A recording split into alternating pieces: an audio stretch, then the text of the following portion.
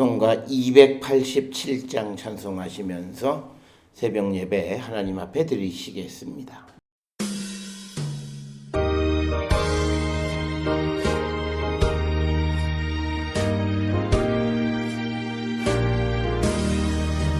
예수 앞에 나오며 죄사함 받으며 주의 품에 안기어 편히 쉬리라.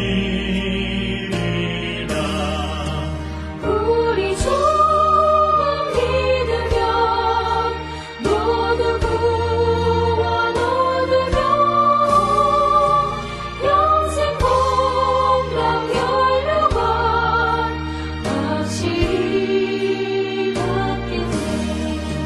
예수 앞에 나와서 은총을 받으며 맘의 기쁨 넘치어 감사하리라.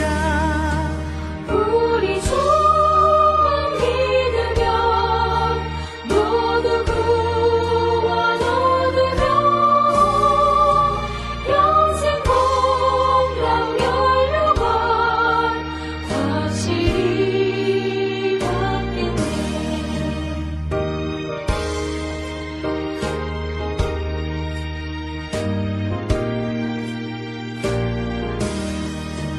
예수 앞에 설 때에 흰 옷을 입으며 밝고 빛난 내 집에 길이 살리라.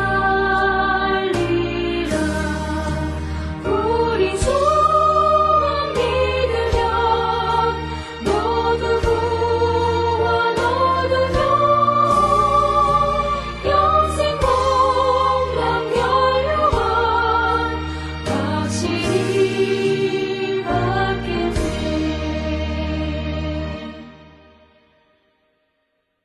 사람의 행사로 논하면 나는 주의 입술의 말씀을 따라 스스로 삼가서 포악한 자의 길을 가지 아니하였사오며 나의 걸음이 주의 길을 굳게 지키고 실족하지 아니하였사나이다.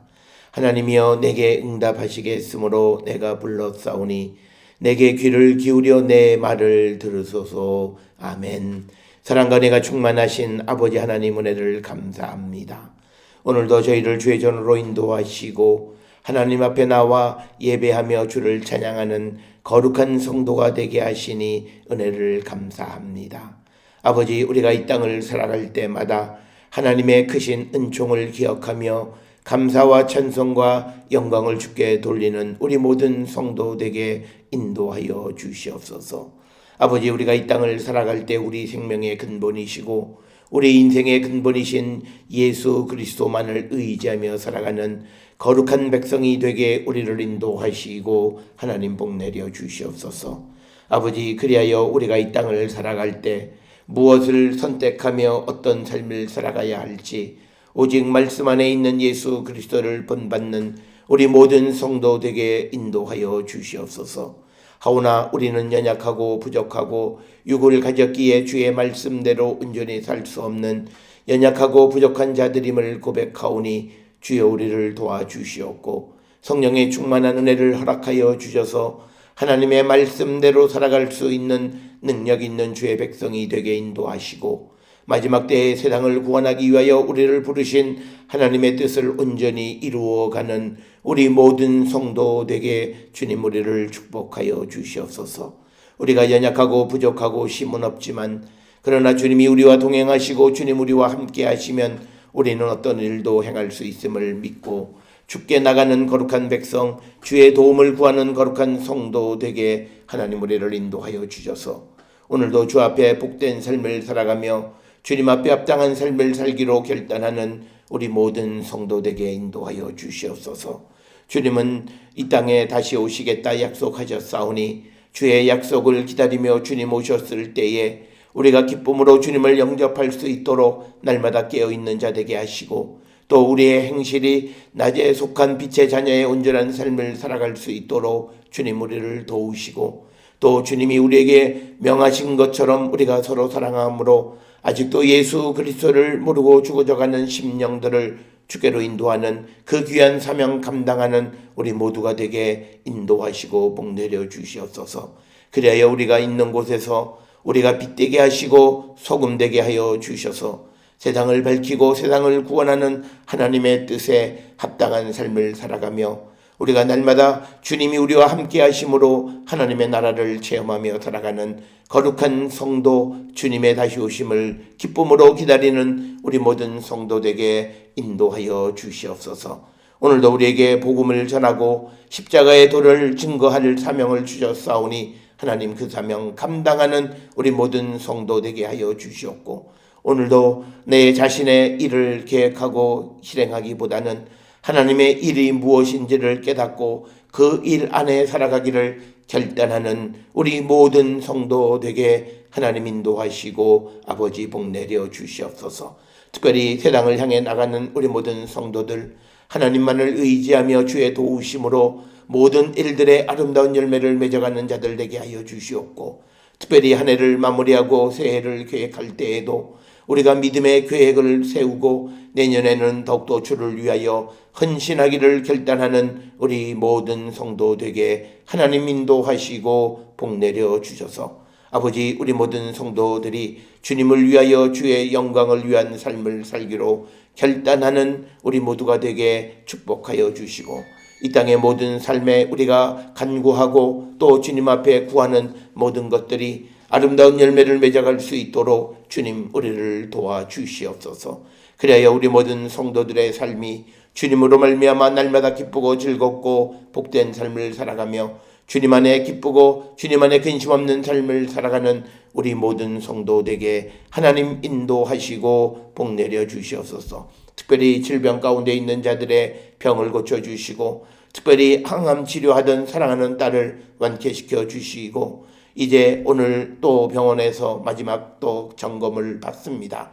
모든 일들 가운데 하나님의 영광 드러내게 하여 주시고, 하나님의 능력으로 지금까지 왔사오니 끝까지 주님만을 의지함으로 건강한 육체를 통하여 주를 위하여 헌신할 뿐만 아니라 세상에서의 삶도 행복한 삶을 살아가는 귀하고 복된 자가 되게 인도하시고 하나님 복내려 주시오며, 이처럼 생명의 축복받은 자들로서 우리 모두가 주님을 바라보며 주의 영광 가운데 나가기를 결단하는 우리 모든 성도로 축복하여 주시옵소서. 오늘도 세상 속에서 사업장 가운데, 직장 가운데, 학업 가운데에 열심히 애쓰고 수고하는 우리 모든 성도들을 도우시고 아름다운 믿음의 열매를 맺어갈 수 있도록 인도하시고 하나님 복내려 주시옵소서.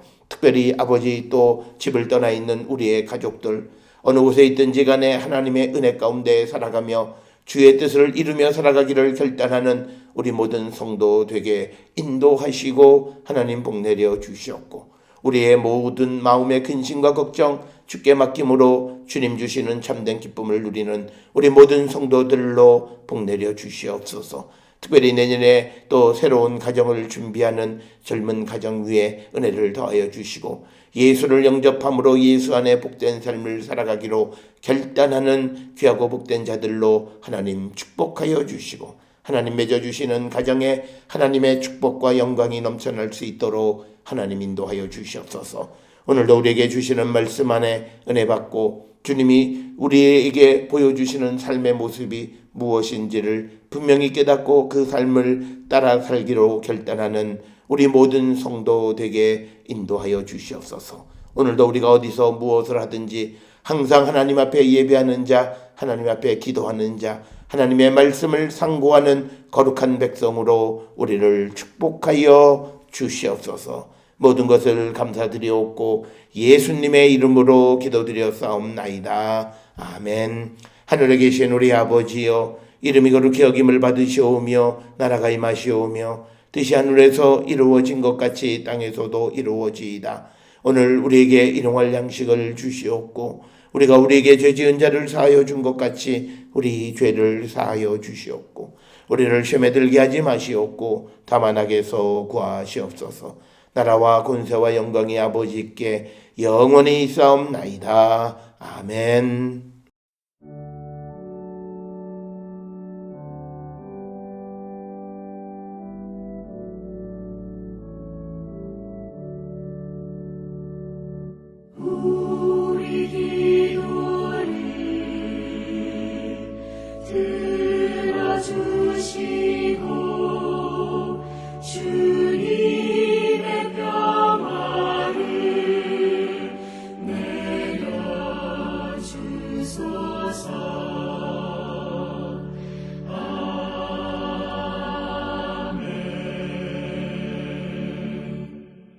오늘 이 아침 우리에게 주시는 하나님의 말씀 누가복음 3장 1절에서 14절의 말씀이 되겠습니다. 3장 1절에서 14절에 있는 말씀 한 목소리로 합독하시겠습니다. 디베리오 황제가 통치한 지 15해 곧 본디오 빌라도가 유대의 총독으로 헤롯이 갈릴리의 분봉왕으로 그의 동생 빌립이 이두레와 드라고니 지방의 분봉왕으로 루사니아가 아빌레네의 분봉왕으로 안나스와 가야바가 대제사장으로 있을 때에 하나님의 말씀이 빈들에서 사가랴의 아들 요한에게 임한지라. 요한이 요단강 부근 근처에 와서 죄 사함을 받게 하는 회개의 세례를 전파하니 선지자 이사야의 책에 쓴 바 광야에서 외치는 자의 소리가 있어 이르되 너희는 주의 길을 준비하라. 그의 오실 길을 곧게 하라. 모든 골짜기가 메워지고 모든 산과 작은 산이 낮아지고 굽은 것이 곧아지고 험한 길이 평탄하여질 것이요 모든 육체가 하나님의 구원하심을 보리라 함과 같으니라. 요한이 세례 받으러 나오는 무리에게 이르되 독사의 자식들아 누가 너희에게 일러 장차 올 진노를 피하라 하더냐.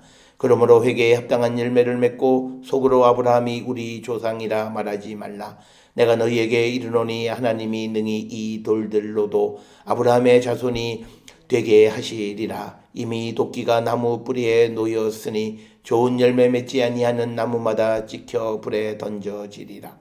무리가 물어 이르되 그러면 우리가 무엇을 하오리까?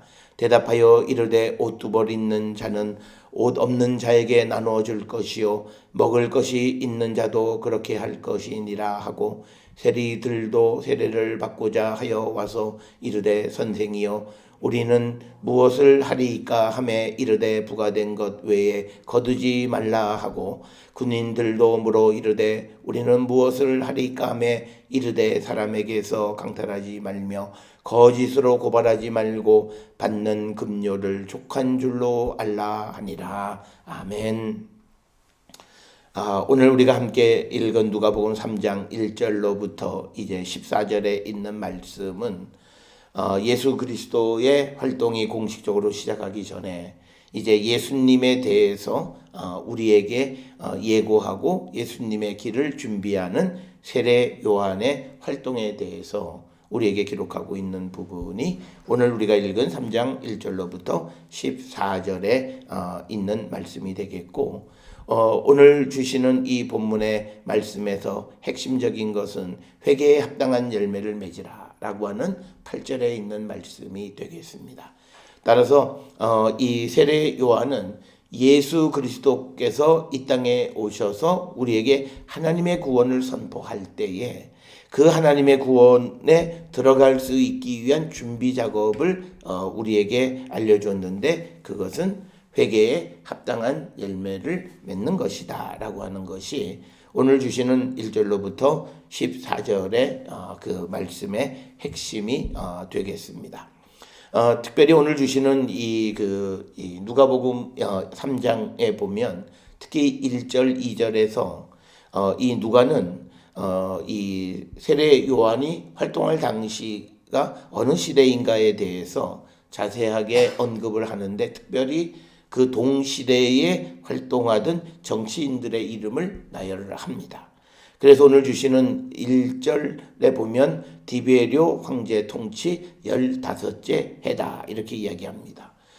우리가 역사적으로 디베리오는 주후 14년부터 37년 사이에 로마의 황제로 재위하고 있었기 때문에 그의 통치 15년은 그 주후 29년경. 그래서 우리가 예수님이 활동하시기 공생애를 우리가 하시기 아마도 한 1년 정도 전에 그때부터 세례 요한의 활동이 있었던 것으로 우리가 추정할 수 있고 그 외에도 이제 본디오 빌라도 유대 총독에 대해서 또 그 다음에 갈릴리 분봉왕인 헤롯 또 그의 동생 이두레와 드라고닛의 지방 분봉왕이었던 빌립 그리고 루사니아 등에 대한 언급이 있고 뿐만 아니라 2절에 안나스와 가야바가 당시의 대제사장이었다 이렇게 언급을 하고 있습니다. 그래서 이 누가복음은 다른 어떤 복음서에 비해서 세례 요한이 활동을 시작하던 시대가 어떤 시대이냐를 동시대의 정치인들의 이름을 나열함으로써 밝히는데, 그 목적은 이 세례 요한의 활동 자체가 대단히 역사적 사건이다라고 하는 겁니다. 그걸 강조하는 겁니다. 특별히 우리가 잘 아는 것처럼 이 누가는 이 누가복음 말고도 우리가 교회 전통으로 사도행전을 기록한 사람이다. 그런데 사도행전은 말 그대로 역사적 사실을 기록하는 거기 때문에 특별히 이 누가는 역사적인 것에 관심이 있었고, 그래서 모든 사건들의 구체적인 어떤 역사성을 입증하기 위해서 역사적 배경이 언제인가를 설명하는데, 오늘 1절 2절에서 가장 중요하게 디베르 황제의 통치 제15년 즉 주후 29년경에 세례 요한이 활동을 했다라고 하는 것을 기록하고 있습니다. 그러면서 이제 대제사장은 안나스와 가야바다라고 하는 거고요. 또 하나 우리가 주의 깊게 오늘 주시는 본문에서 이 2절에 보게 되면 사가랴의 아들 요한에게 하나님의 말씀이 임했다라고 하는 거죠. 그러면 여기에서 세례 요한, 우리가 흔히 말하는 세례 요한에 대해서 사가랴의 아들 요한이라는 표현을 사용합니다. 이 말은 아마도 누가가 이 누가복음이나 사도행전을 기록할 때에 우리가 잘 아는 요한 사도에 대한 것을 알고 있었을 거예요. 요한복음을 기록한 사람. 그래서 그 둘을 혼돈하지 않기 위해서 오늘 주시는 이 본문의 세례 요한은 사가랴의 아들 요한이다라고 하는 것. 그래서 이것은 전통적으로 유대인들이 누구를 표현할 때 누구의 아들 누구 이렇게 표현하는 방식으로 요한에 대해서 언급을 합니다. 특별히 이것은 다른 복음서에서는 사가랴의 아들 요한이란 말을 잘 쓰지 않습니다. 그냥 요한이 나와서 이제 그 회개의 세례를 선포했다라고 하는 이런 정도로 기록이 되어져 있는데, 오늘 주시는 본문에서는 전통적인 방식으로 사가랴의 아들 요한, 그러니까 다른 요한이 있었다라고 하는 것을 전제하는 그런 표현임을 우리가 알 수 있다라고 하는 겁니다. 그래서 많은 학자들은 주석가들은 이 누가는 아마 요한복음까지를 다 알고 이 누가복음을 기록하지 않았는가라고 하는 것이고, 특별히 이 누가의 특징은 굉장히 행위를 강조하는 측면이 있다라고 하는 거죠. 그래서 오늘 주시는 이 본문에서도 회개를 하면 우리가 어떻게 해야 되는가라고 하는 질문에 대한 실천적인 그런 지시사항까지도 기록되어져 있는 것이 오늘 우리가 읽은 1절로부터 14절의 말씀이다. 우리가 보통 다른 복음서에서는 이 하나님의 나라가 천국이 가까웠으니 회개하라라고 하는 회개의 선포 정도로 우리가 이야기를 마무리하는데, 오늘 주시는 이 14절까지의 이야기에서는 사람들이 이제 물을 때 10절에 무리가 물어 이르되 그러면 우리가 무엇을 하리까라고 하는 질문에 대해서 구체적인 대답이 11절로부터 14절에 옷 두 벌 있는 자는 옷 없는 자에게 나눠주라는 것, 그 다음에 먹을 것이 있는 자도 없는 자에게 그렇게 하라, 나누어 주라는 것, 그리고 또 세리들이 와서 어떻게 해야 되느냐 세례를 받으려면, 그랬더니 부과된 것 외에는 거두지 말라. 그리고 14절에 군인들에게는 강탈하지 말고 거짓 고발하지 말고 받는 급료를 족한 줄로 알고 살아가는 자가 되어야 된다. 그래서 구체적인 삶의 그런 지침까지도 제시해주는 그런 말씀. 그래서 이 누가복음은 우리가 다른 복음서에 비해서 좀 더 실천적인 것, 우리가 복음 안에 살아가는 사람들의 어떤 관념적이고 어떤 교리적인 그런 말씀을 가르쳐 주는 것이 아니라 그냥 회개하라라고 하는 것으로 그치는 것이 아니라 너희들이 회개하는 삶을 살아가려면 구체적으로 이렇게 살아야 된다라고 하는 것을 비교적 자세하게 설명하는 것. 이것은 우리가 이제 누가복음 전체를 통해서 보면 누가복음서에서 굉장히 자세한 내용들이 언급되어져 있는 것들, 특히 우리의 실천적인 그런 삶의 원리를 설명하는 등은 바로 이 누가가 가지고 있는 그런 특징을 우리에게 잘 보여주는 것이다. 이렇게 이해할 수 있습니다. 또 하나 오늘 주시는 본문에서 우리가 주의해야 되는 것은 이 세례 요한은 누구냐라고 하는 거예요. 근본적으로 세례 요한은 하나님의 말씀이 사가랴의 아들 요한에게 임한지라. 이 표현은 우리가 구약에서 예언자들에게 하나님의 말씀이 누구에게 임했다라고 하는 표현을 많이 합니다. 즉 하나님의 말씀을 대신 전하는 것이다. 그래서 세례 요한이 하는 모든 행위는 자기가 임의로 하는 것이 아니다라고 하는 거예요. 특별히 우리가 신약 성경에서 하나님에게로부터 보냄을 받은 사람들의 특징은 자기가 하고 싶은 대로 하지 않는다는 거예요. 그것이 오늘 주시는 이 세례 요한도 결국은 하나님의 말씀이 임해서 하나님의 말씀을 그대로 전했다라고 하는 거고, 또 예수님도 누가복음에 보면 나는 어떤 것도 내 임의로 말한 것이 없이 다 하나님의 말씀을 내가 전했다. 그래서 하나님께로부터 세상에 보냄을 받는 사람들은 임의로 무엇을 하는 자가 아니라 하나님이 주신 말씀을 그대로 대언하는 삶이다. 오늘 우리가 이 땅을 살아가면서 우리가 사도의 사명을 감당하고 예수께서 우리를 세상에 보내셨을 때 보냄을 받은 우리도 결국은 우리가 우리의 어떤 재량권을 가지고 우리가 어떤 자기의 의중, 자기의 어떤 신념 이런 걸 얘기하는 것이 아니라 받은 바 말씀을 그대로 전하는 사명을 감당해야 된다라고 하는 겁니다. 오늘 우리가 살고 있는 이 시대에 우리가 믿음을 갖기 어려운 것은 뭐냐면 하나님의 말씀을 말씀 있는 그대로로 받아들이기보다는 그것에 대해서 해석을 하고 해석을 해서 자기에게 유리한 것만 취하는 그런 삶을 살기 때문에 우리가 사도의 사명이나 또는 예언자적 사명을 제대로 감당하지 못하는 것이 우리의 현실이다. 그런데 오늘 주시는 이 세례 요한도 하나님의 말씀이 그에게 임함으로 그가 활동을 시작했다. 그래서 요한이 전하는 모든 말씀은 하나님의 말씀을 그대로 전하는 것이지 자기의 어떤 개인적인 어떤 생각이나 신념을 설파하는 것은 아니다. 오늘 우리가 살고 있는 이 시대의 가장 큰 위기 가운데 하나, 특별히 우리가 수많은 목사님들의 설교의 위기는 뭐냐면 너무나 자기 주장이 강하다는 거고 자기의 철학이나 자기의 신학을 설파하는 사람들이 많다라고 하는 거예요.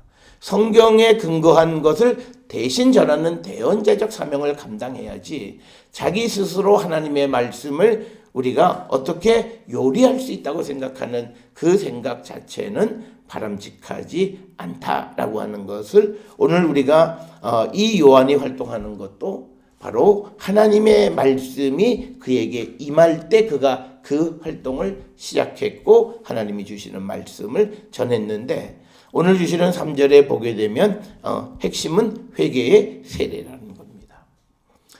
그래서 우리가 받는 세례가 내가 어떤 새로운 세례라고 하는 것은 내가 유대인들의 전통에 어떤 새로운 시대 또는 새로운 조직의 멤버십을 확증할 때 세례 의식을 행합니다. 그런데 지금 여기서 얘기하는 건 그게 아니라 너희들의 지금까지 살아왔던 삶을 씻어내는 세례다는 거예요. 그래서 세례의 목적이라고 하는 것은 우리가 이제 내가 그리스도의 제자가 되었다라고 하는 징표도 있고 또 하나 오늘 회개의 세례와 같이 내가 지금까지 살아왔던 삶을 씻어낸다라는 의미도 있다는 거예요. 그런데 우리가 오늘날 내가 이제 세례를 받음으로써 이제 예수의 제자가 되고 하나님 나라에 속한 시민권을 가진 자라고 하는 새로운 멤버십에 대한 것만 강조하지 이 회개의 세례에 대해서 강조하지 않기 때문에 예수를 믿으면서도 과거 옛날의 삶을 반복하는 것을 계속한다는 거죠. 회개의 세례를 받아서 내가 과거를 씻어내면 회개라고 하는 말은 과거로 돌아가지 않는 걸 얘기하는 거예요. 그럼에도 불구하고 우리가 예수를 믿고 교회를 다니면서도 내가 왜 이럴까? 왜 내가 옛날에 그 나쁜 습관으로부터 끊어지지 않을까? 이런 우리가 말을 하고 고민을 하는 그런 사람들이 있는데 그것은 회개의 세례가 갖는 의미를 제대로 알지 못해서 그렇다라고 하는 겁니다. 그래서 오늘 세례 요한은 예수께서 우리에게 이제 우리를 구원해 주시는 하나님의 구원을 선포하시는 거예요.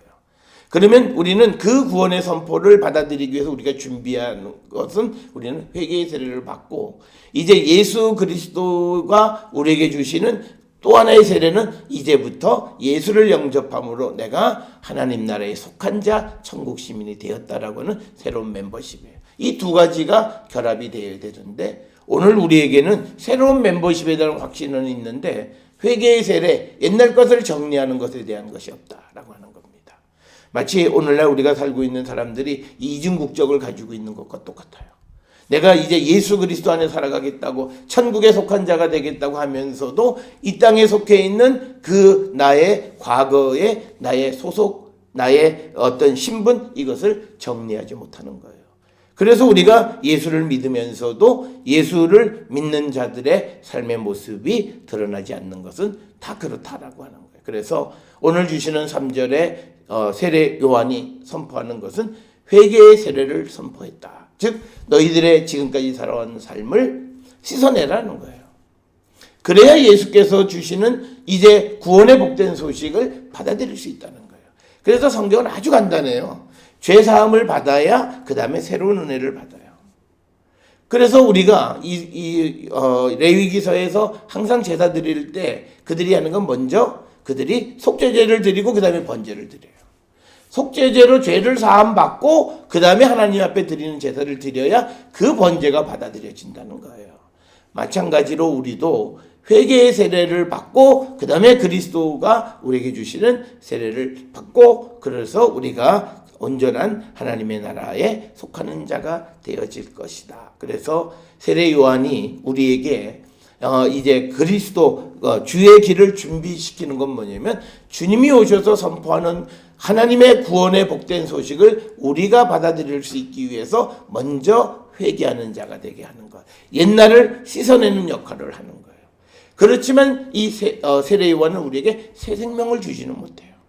이 새 생명은 예수님만이 우리에게 주실 수 있다는 거예요. 그래서 우리에게 이 회개의 세례가 얼마나 소중한가라고 하는 거고, 오늘 믿음의 삶을 살아가는 모든 삶이 이 회개의 세례가 제대로 되어지지 않았기 때문에 신앙은 발전하지 않고 하나님의 은혜가 그들에게 임하지 않고, 그리고 열심히 믿는다고는 하지만 그러나 믿음이 공존하고 그 다음에 어떤 한 발자국으로 또 앞으로 나가지 못하는 이유는 바로 세례 요한이 주의 길을 준비하는 그 역할, 즉 회개의 세례를 선포하고 회개의 세례로 우리의 과거를 씻어내는 일을 잘 하지 못했기 때문이다. 그래서 오늘 주시는 3절에 회개의 세례를 전파하는 것, 그것이 요한의 목적 중 하나였다. 그러면서 4절에 이제 이 이사야 40장 5절에 있는 말씀을 통해서 이제 이사야 책에 쓴 바 광야에서 외치는 자의 소리가 있어 이르되 너희는 주의 길을 준비하라. 그의 오실 길을 곧게 하라. 모든 골짜기가 메워지고 모든 산과 작은 산이 낮아지고 굽은 것이 곧아지고 험한 길이 평탄해질 것이요 모든 육체가 하나님의 구원하심을 보리라. 그러니까 뭐냐면 우리가 준비하는 것은 뭐냐면 하나님의 구원하심을 우리가 볼 수 있는 그 준비하는 것, 그 준비 작업을 우리에게 시켜준 것이 세례 요한의 회개의 세례였다라고 하는 것입니다. 따라서 오늘 우리가 주시는 이 본문의 말씀을 통해서 우리가 주님의 오심을 준비하는 자들의 삶은 바로 우리가 살아가는 삶이 길이 곧은 길, 즉 하나님의 말씀을 따르는 그 삶으로 돌아가기를 결단하는 게 회개의 세례. 지금까지 굽은 길로 살았고 내가 울퉁불퉁하고 불평등한 그런 길을 살았는데 이제는 그 모든 삶을 청산하겠다는. 그러니까 예수 믿는 사람은 이제 그가 정직해야 되는 것뿐만 아니라 공평하고 공정한 삶을 살아야 돼요. 그러니까 자기 자신이 누구로부터 대접받는 것에서도 정직하고 공평하고 공정하게 대접받는 것뿐만 아니라 나도 누구를 대할 때 공정하게 공평하게 억울한 사람이 없도록 대하는 삶을 살아야 된다는 거예요. 그게 우리가 그런 삶을 살기 위해서 과거에 우리가 살았던 삶을 회개하고 이제 예수께서 우리에게 주시는 그 구원을 우리가 준비하는 삶을 우리가 살아야 된다. 그러니까 유대인들은 이제 그 오늘 이사야 책에 기록되어 있는 것처럼 이처럼 자기들이 길을 준비하고 오실 길을 곱게 하고 그 다음에 골짜기가 메워주고 하는 그런 일을 하면 자기들이 구원받는다고 생각했어요. 그런데 이제 요한이 선포하는 것은 나는 그냥 이 길을 준비하는 거죠. 그것이 준비되어질 때 그때 이제 주님이 우리에게 하나님의 구원을 선포해 주신다라고 하는 거예요. 그래서 우리가 이 하나님의 구원하심을 보려면 우리에게 결단력 있는 회개에 합당한 그런 세례를 우리가 받아야 된다라고 하는 겁니다. 그런데 이제 7절에 오늘 우리가 주시는 아주 대반전이 일어나는 거죠. 6절까지는 희망적인 이야기를 하는데 그런데 이제 요한이 세례받으러 나오는 무리에게 이르 독사의 자식들아 누가 너희에게 일러 장차올 진노를 피하라 하더냐. 여기에서 말하는 이 세례를 선포하면서 세례를 받으러 오는 사람들에게 이 사람들에게 독사의 자식이라고 하는 그런 아주 독한 말을 퍼붓는 이유는 뭐냐면 회개에 합당한 열매를 맺지 않았기 때문이에요. 그러니까 8절에 그러므로 회개에 합당한 열매를 맺고 속으로 아브라함이 우리 조상이라 말하지 말라. 그러니까 뭐냐면 나는 유대인이고 나는 아브라함의 조상이기 때문에 괜찮아 라는 말을 하지 말라는 거예요. 그러니까 뭐냐면 표면적인 유대인이라고 해서 내가 이제 구원에 이르게 된 거야 라고 하는 말을 하지 말라는 얘기예요. 이 말은 오늘 우리가 내가 교회를 그냥 다니는 것으로 내가 하나님의 구원을 본다고 말하지 말라는 거예요. 우리가 회개에 합당한 열매를 우리가 맺어야 되는 것이고 그래서 우리의 삶이 변화되어야 함을 우리에게 강조하는 말씀이고 이 말씀은 8절로부터 14절까지 주시는 말씀은 우리가 바울 사도가 로마서에서 강조하는 말씀 이면적 유대인과 표면적 유대인 그래서 누가 더 유대인이냐 이면적 유대인이 유대인이지 혈연적으로 내가 아브라함의 혈통이라고 해서 그가 유대인이 아니라고 하는 그 말씀과도 아주 맥을 같이 하는 그런 말씀입니다. 따라서 우리가 교회 다니는 것이 중요한 것이 아니라 내가 예수 그리스도를 영접할 수 있고 또 영접한 자로서 내 삶이 바뀌어야 된다는 거예요. 그 변화가 없으면 아무것도 아니다라고 하는 것을 우리에게 강조하는 거예요. 그러니까 이제 내가 예수를 믿는다라고 하는 것은 형식적인 것은 아니다. 질적인 것, 본질적인 변화가 있어야 됨을 우리에게 강조하는 거예요. 그래서 우리가 기독교인의 특성은 기독교인은 형식적이지 않아요. 남에게 보여주기식의 어떤 일을 하지 않는다는 거예요. 내가 정말 주님과의 관계가 어떤 거냐라고 하는 것이 훨씬 더 중요하다라고 하는 것이고 오늘 주시는 이 본문의 말씀은 결국은 이방인의 선교에 대한 가능성을 활짝 열어놓은 거죠. 왜냐하면 내가 아브라함의 조상이라고 말하지만 이 아브라함의 자손이 되는 건 돌로도 얼마든지 만드실 수 있다는 거예요.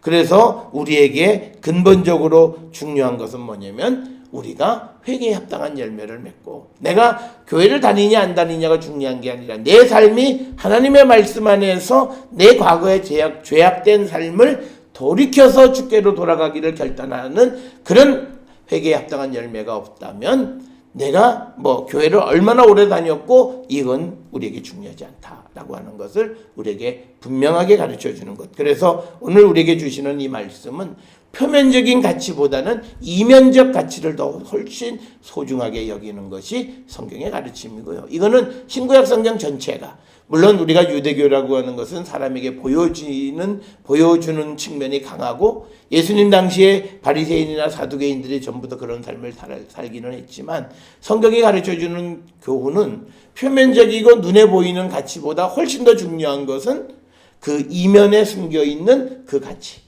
그래서 우리는 눈에 보이는 것보다 보이지 않는 세상을 볼 줄 알아야 된다는 거예요. 그래서 성령을 우리에게 주신 거예요. 하나님의 뜻을 우리가 분별할 수 있다라고 하는 것은 표면적인 것만 봐서는 안 된다는 거죠. 그래서 우리가 잘 아는 것처럼 창세기 13장에 아브람과 롯의 이야기에서 롯이 하나님의 동산 같은 소할 땅을 딱 택했는데 나중에 그 뒤에 숨겨져 있는 하나님의 계획이 그 땅을 심판하는 것을 보지 못한 거예요. 그래서 그는 최고로 좋은 것을 선택했다고 하는데 그게 가장 나쁜 선택을 한 거예요. 오늘 우리가 살아가는 시대도 똑같아요. 내 앞에 무엇이 있으면 이게 가장 나에게 복되다라고 하는데 그것이 정말 그 이면에 속해 있는 것을 보지 못하면 우리는 그 선택으로 오히려 내가 하나님의 은혜라고 고백했던 것 때문에 내 인생이 잘못되어질 수 있다는 거예요. 그래서 우리는 보이지 않는 세상, 그걸 우리가 볼 줄 아는 능력, 바로 그 능력은 우리가 성령의 충만한 가운데에서 하나님의 기쁘신 뜻을 분별하면서 생겨나는 것이다. 그래서 오늘 우리가 8절에서 주시는 것처럼 아브라함이 우리 조상이라, 그러니까 내가 아브라함의 후손이야, 그래서 나는 괜찮아 라는 말을 하지 말라. 그것 가지고 하나님의 구원에 들어가고 하는 거 아니다라고 하는 것을 분명하게 가르쳐주는 그런 말씀. 그래서 회개에 합당한 열매를 맺으라. 그래서 오늘 주시는 본문의 말씀에서 우리가 이 3절에서 2절에서 3절에서 강조하는 회개의 세례, 이 회개의 세례는 결국은 오늘 주시는 8절에서는 회개에 합당한 열매를 맺는 거예요. 그러니까 회개의 세례는 죄를 씻어내는 거예요. 그러니까 열매가 있는 거죠. 죄를 씻어냈으니까 죄가 없어지는 거죠. 그런 열매를 맺는 자들이 되어야 한다라고 하는 거. 그렇게 하면서 주께로 나와야지, 와서 세례는 받지만 삶은 변화되지 않아요. 교회는 다니지만 삶은 아무것도 달라지지 않아요. 그 자들을 향해서 요한은 독사의 자식이다. 이건 뭐냐면 남에게 해를 끼치는 거고요. 그런 자들은요, 남에게 해를 끼칠 뿐만 아니라 결국은 하나님의 역사의 방해꾼이 되는 거예요. 자기들은 뭐 방해꾼이라고는 생각하지 않아요. 그런데 결국 자기들의 삶이 변화되지 않고 형식적인 것만 추구하고 그렇게 살아가니까 결국은 하나님의 그 역사에 내가 방해꾼이 되고 독이 된다는 거죠. 오늘 우리가 살고 있는 우리의 모습, 나의 신앙이 독사의 자식과 같지는 않나, 우리는 한 번쯤 성찰해 보셔야 돼요. 그래서 우리가 정말 회개에 합당한 열매를 맺기로 결단하는 그런 성도들이 되어야 하면서, 회개라고 하는 것은요, 차일피일 미룰 것이 아니라는 거예요. 그래서 9절에 임박한 하나님의 심판, 도끼가 나무 뿌리에 놓였으니 좋은 열매 맺지 아니하는 나무마다 찍혀 불에 던져지리라. 그래서 우리가 이 임박한 하나님의 심판은요, 누구든지 내가 주님을, 오늘 이 시간 주님을 영접하면 그 시간 주님은 그에게 구원을 선포해 주세요. 그게 하나님의, 내가 더 오래 좀 지켜보고 그런 거 아니에요. 그가 예수를 선포하면, 믿고 고백하면 구원을 선포해요. 마찬가지로 우리가 하나님의 말씀을 듣고 즉시 우리가 회개에 합당한 열매를 맺지 아니하면 이미 도끼가 나무 뿌리에 놓여 있다. 그래서 우리가 하나님 앞에 회개하는 것은요, 차일피일 미룰 게 아니에요. 그리고 우리가 예수 그리스도를 영접하는 구원의 확신도 우리가 차일피일 미룰 수 있는 것이 아니라 즉시 내가 고백하면 즉시 그 은총을 우리에게 허락해 주신다. 그래서 이제 그 좋은 열매를 맺지 아니하면 나무마다 찍혀 불에 던져진다. 그래서 오늘 주시는 3장 1절로 14절에 있는 말씀에서도 누가가 강조하는 건 뭐냐면 열매예요. 합당한 열매, 회개에 합당한 열매, 그리고 오늘 주시는 말씀에도 좋은 열매, 이 열매가 없으면 찍혀 불에 던져진다. 그러니까 무리가 대답하는 거예요. 질문하는 거죠. 어떻게 해야 되느냐, 구체적으로. 그래서 아주 세세하게 가르쳐 주는데 11절에 보면 옷두벌이 있는 자는 옷이 없는 자에게 나눠주라는 거고, 먹을 것이 있는 자도 그렇게, 즉 없는 자에게 나눠주라고 하는 거예요. 그러니까 자기에게 곳간에다 아주 많이 쌓아두고 그것을 나누지 않고 나중에 썩어 문드러져서 다 버리게 되어지는 그런 삶을 살아가는 자가 회개에 합당한 열매를 맺는 것이 아니고, 또 우리가 하나님의 구원을 볼 수 있는 게 아니다. 그러니까 우리의 작은 일상 삶이 우리가 하나님의 구원을 볼 수 있느냐 볼 수 없느냐를 결정한다는 거예요. 그래서 우리가 세상을 살아갈 때에 우리에게 주신 것을 나누며 살아갈 줄 아는 자가 되어야 한다라고 하는 것을 우리에게 말씀해 주고 있는 것이고, 또 이어서 세례들도 세례를 받고자 하여 와서 이르되, 그러니까 세례를 받으려고 와서 선생님 어떻게 해야 됩니까? 그러니까 세례를 받는 의식으로만 끝나는 게 아니라 구체적인 삶의 변화를 요구하는 거예요. 그럼 어떻게 해야 됩니까? 그랬더니 13절에 부과된 것 외에는 거두지 말라. 그러니까 누가복음에서는 세례 요한에게 와서 세례를 받으려고 하는 사람들이 일상 속에서, 자기의 직장 속에서 어떻게 살아가야 되느냐, 정직하게, 그리고 모든 일에 대해서 공의롭게 행하는 자가 되어야 된다는 거예요.